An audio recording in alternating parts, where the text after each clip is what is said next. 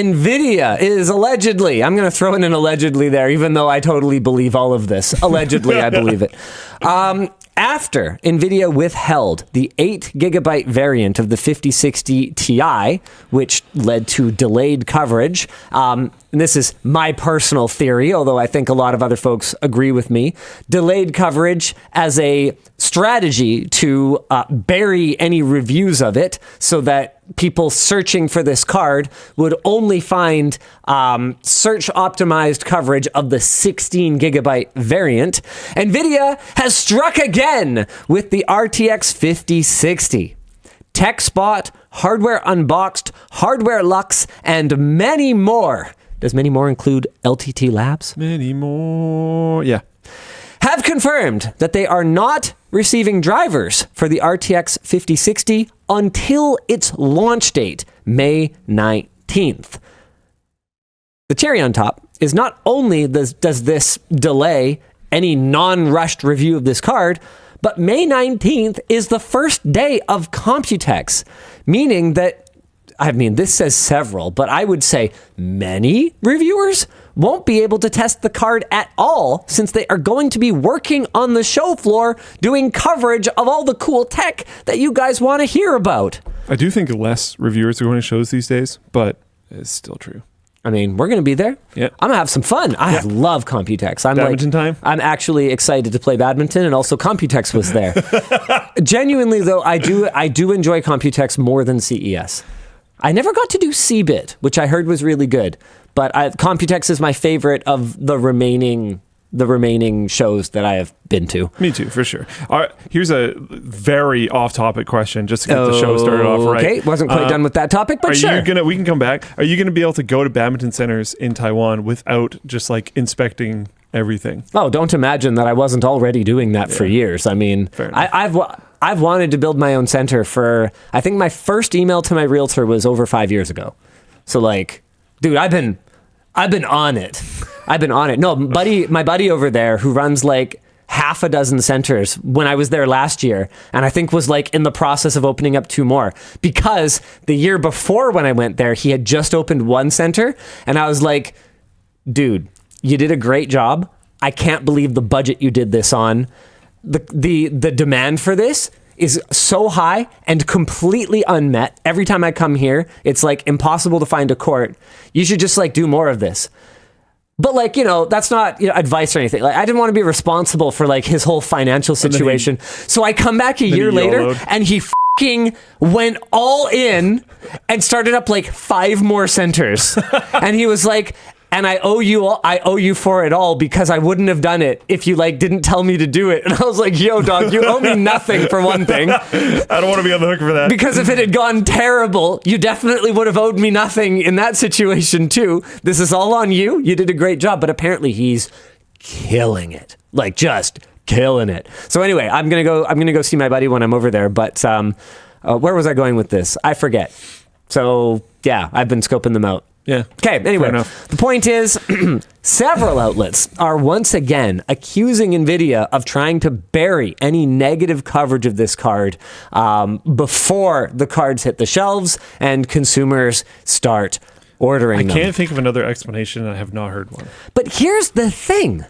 Like, I can't fathom Nvidia at this point.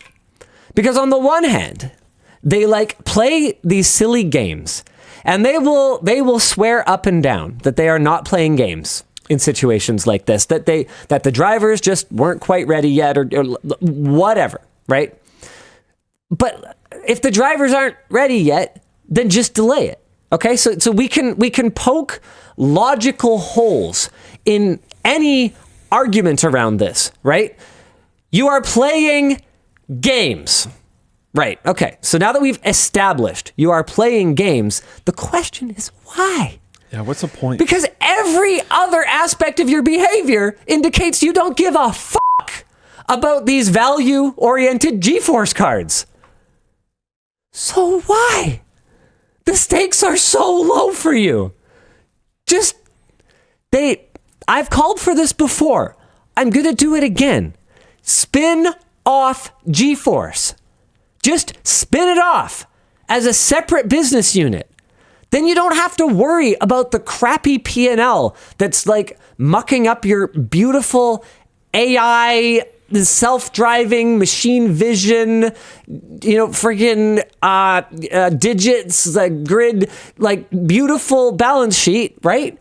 It can just sit over there and have like crappier margins and a bunch of retail customers that are like a ton of work and like are whining at you all the time. And you got this tech media that basically has a borderline adversarial relationship with you at this point. You just go silo that off. You license the chip technology to them. They handle all the GeForce drivers and everything. Why not? What is the argument against it at this point?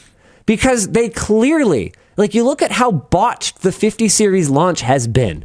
They clearly don't have their eye on the prize.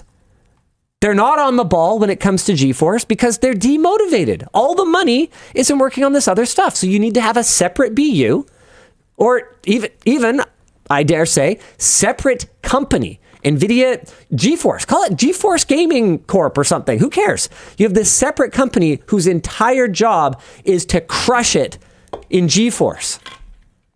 Is to delight gamers, like you used to. Because I just don't understand it. They say there's no game, right? But what is the point? It's of way lower importance, and it has to be when looking at their financial statements. But when you look at the original CES announcement of the 5000 series, he still led with GeForce stuff. The vast majority of the presentation. It's just the hook. No, I know. But if that's still the hook, then I don't think you split it off. I'm not convinced that the average NVIDIA data center procurer, chief procurement person at some AI thing, I'm not convinced that they really give two hoots about how good a RTX whatever is. I don't know, man. Oh, for sure, but there might be an expectation that they do. And if you get that chief procurer guy to buy a 5090, I do think there's a higher chance that person will have some type of bias towards that. Sure, company. But there's plenty of cases where you have somewhat affiliated companies who cross-license technology between them, and you could even call it like Nvidia Corp and Nvidia Gaming Corp, right? Like there's no reason not to still, retain some NVIDIA, branding, retain some association. The beginning of that keynote could have been, we're excited to announce with our partner GeForce Corp, based on our all new architecture, the GeForce whatever. I don't think Jensen could even hire himself as the CEO of the other company. I don't care. The point is just that they got to get it off the balance sheet so they can get realistic about what consumers can afford in terms of their margins. I don't think it's going to change. What do you mean by realistic in terms of what consumers can afford? Because they're selling everything right now anyways. So in regards to what they will pay, which is all that they actually care about, not what can they afford, they're doing it. So maybe they are really realistic about it. If we're just being honest, because every time that there's been a GPU shortage or, everybody buying cards for mining or whatever, they've flown off the shelves every time. And consumers have shown that they'll buy scalped GPUs for $3,000 a pop because they want 4 more FPS in Fortnite. This is... You just can't use the word realistic when they're out of stock everywhere. And that's the other hole that I can poke in their we're not playing games story. They're going to be out of stock anyway. Yeah. So launch it That's the biggest one for me. So launch it a week later or 2 weeks later. It doesn't matter. Keep the production going full tilt, which you obviously haven't been doing anyway. Yeah. Produce as much as you can, and you're still going to sell it on launch day anyway. Just in case that's confusing for people, he means because they're putting production towards data center stuff instead of these cards.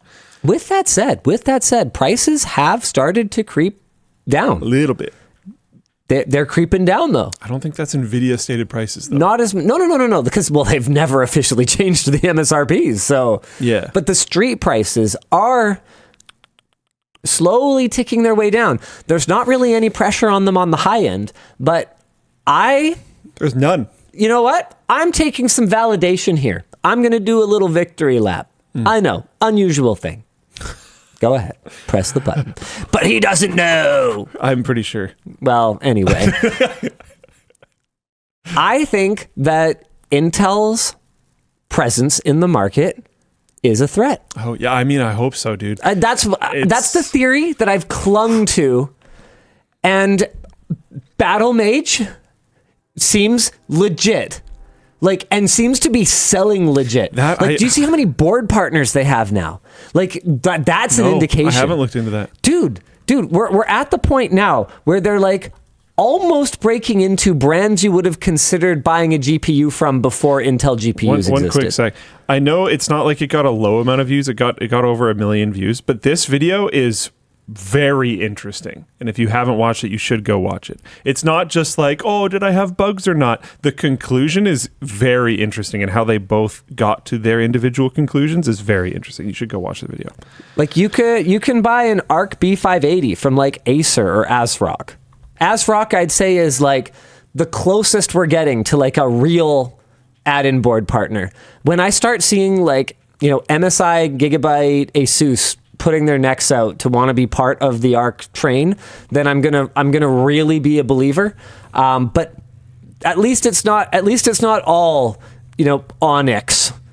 Yeah, Onyx does seem to be a significant player for Intel here, so there does seem to be a little bit of desperation factor, but they're not the only one anymore, and that's exciting to me. So I'm gonna say, hey, I'm glad.